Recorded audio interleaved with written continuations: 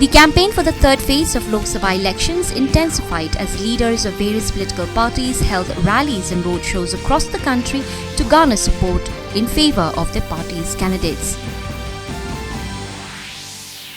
The Election Commission of India has issued an advisory to all national and state political parties to immediately cease and desist from any activities that involve registering individuals for post-election beneficiary-oriented schemes through any advertisements, surveys or apps.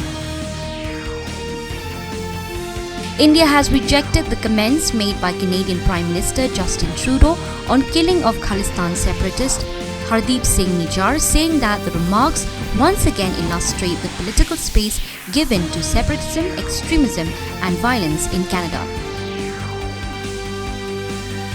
The Indian Meteorological Department has stated that heavy to very heavy rainfall accompanied with thunderstorms and gusty winds is expected in northeastern part of the country on Sunday and Monday.